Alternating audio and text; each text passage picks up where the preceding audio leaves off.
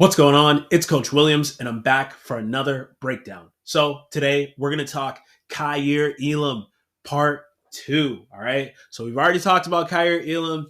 We already know his strengths and his weaknesses. So we're not going to do some long introduction here. If you want to see that stuff, go back and watch the other videos. So let's jump right in.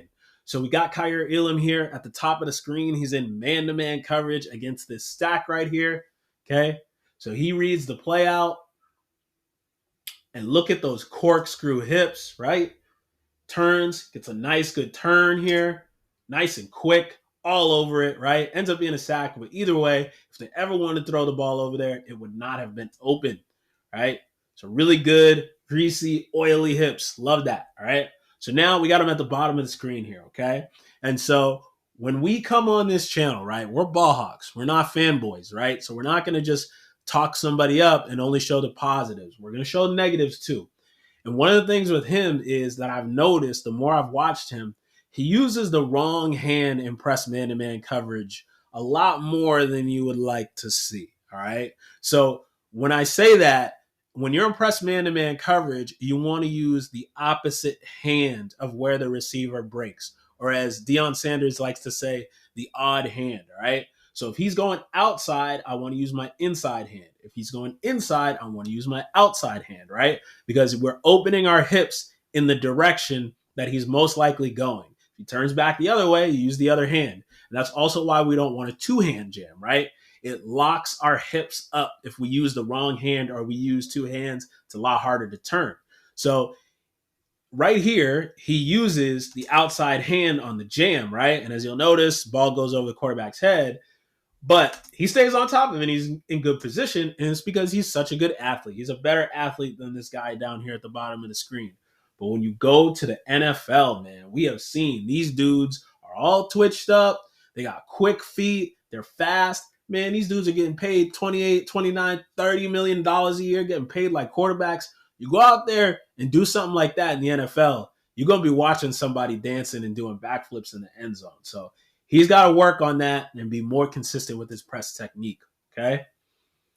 So on this next play, right? So we just gave him a criticism. Well, now we're going to give him some praise, and we're going to give him some praise on something that he has struggled with, that we've watched on film, leveraging blocks, okay? So they come out in empty 4x1 formation. They got this quads formation right here, okay? And so it's a quick screen, right? When you see something like that, that's probably what it's going to be, right? So he does a good job here of, one, walking the receiver back. Before, remember, he was getting his butt turned to the sideline. He was getting driven back, right? He's walking this guy back. The next thing he does is he gets his outside hand free and uses his inside hand to leverage his block. That's exactly how we want to do it, because if we have to disengage, it's a lot easier. If we can't disengage, it's because we're getting held. We got the ref right there watching for us, right? Now, he doesn't make the tackle on this play, but this is why you come to this channel, right? You want to learn how to evaluate this stuff. That's a good job right there. If you've ever heard Bill Belichick before say, do your job, Elam did his job.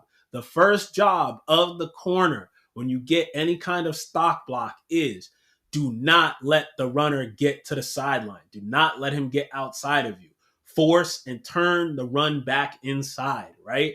That's exactly what we wanted him to do. That's exactly what he did. That's the first step. If you make the tackle, that's icing on the cake, right? So he forced it back inside to the pursuit.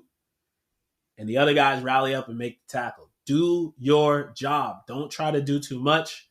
That's a good job, all right? The other thing we want to notice here, right, before we move on of why that's a good job is look at the sticks, right?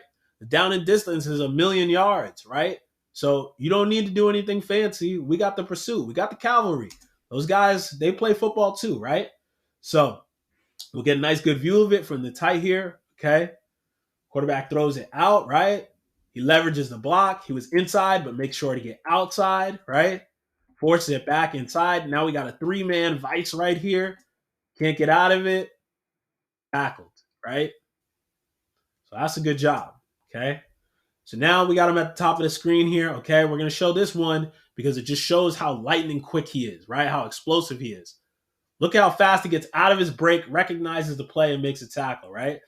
We know, right? So we talked about this with Kyle Hamilton, right? This quarterback is a one-read quarterback. He's going to panic if the first read isn't open. So he panics. He sees that this guy is open down here, and he gets down in a hurry, and he makes the tackle, right? The question that we had about him, open field tackling, he checked that box. Check that box right there. I'm excited to see him make that play, okay? So we get a nice, good view of it from the tight. This is really cool here, right? So quarterback breaks the pocket, tries to throw to him. Second, the ball is caught. He's on him. That's a good job right there. That's a good rep. Love it, okay? So this next play, we got him down here at the bottom of the screen, right? So we get the play side guard pulling, and then we get the backside tackle also pulling, right? So we talked about when you're blitzing off the edge as the corner, right? He's corner blitzing here. We want to stay flat, and then we want to go straight down the line of scrimmage. Well, he goes over the top of it, I think, because he sees the second puller coming, right? And that's a big man, okay? So you either got to cut this guy down or you got to beat him with speed to the back. That's what he does, right? But he also does a good job of his aiming point, right? We talk about you want to aim for that mesh point. Look at that.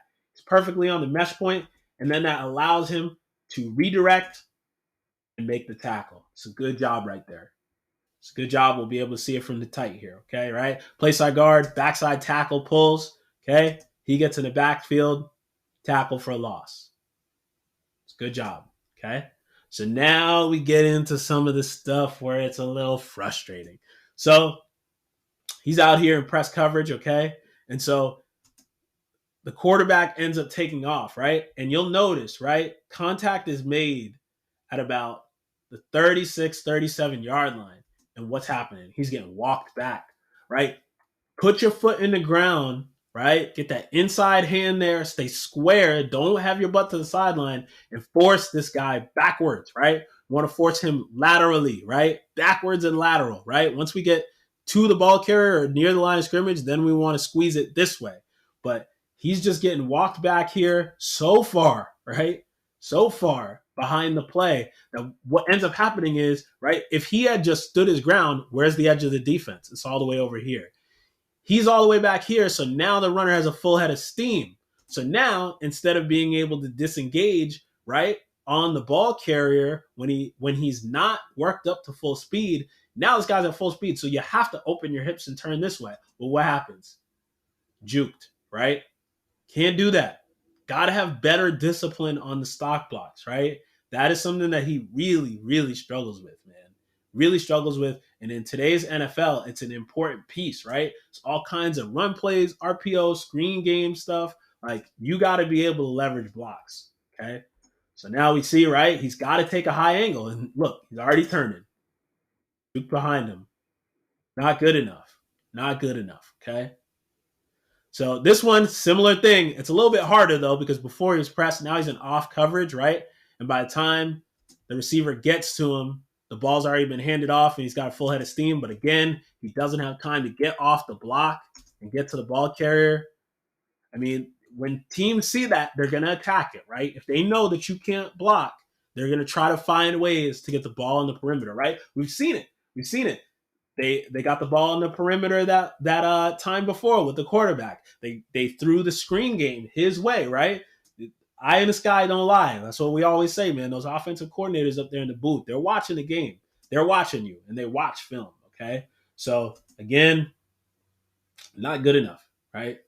Not good enough. I would expect in the NFL, he is going to be tested at the line of scrimmage with this stuff, okay? So now we got him in the star role here, okay? So we're going to get a little quick RPO. And he recognizes it immediately, right? Now, this is a good job of fitting this thing up, right?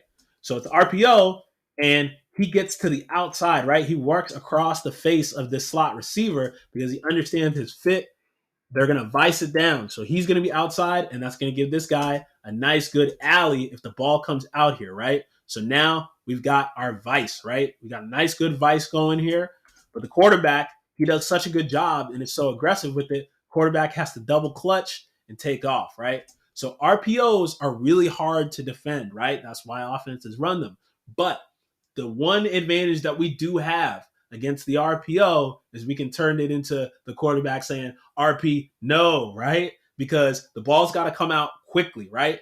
If the ball does not come out quickly, all kinds of hell breaks loose, right? Because if the quarterback pulls it and he throws it here with Elam down here, well, that could be a pick six.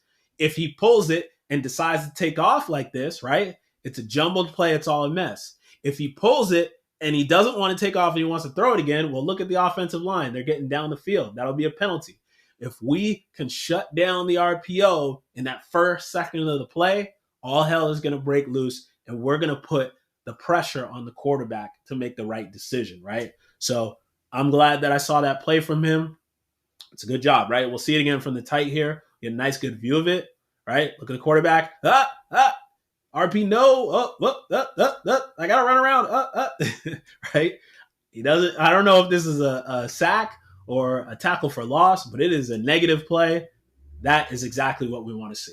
So that's it for Kaiir Elam, right? No more Kaiir Elam videos, even though I really like him. He is a fun watch, right? Because there are things that he can improve on, but there are things that he is incredible at, right? So I'm excited to see where he's going to go. I'm excited to see how hard he's going to work on his game and iron out those flaws and those issues. So I'm excited to watch him in the NFL. So you know what it is. As always, it's Coach Williams, Ball Hawks, we fly. I'm out. Peace.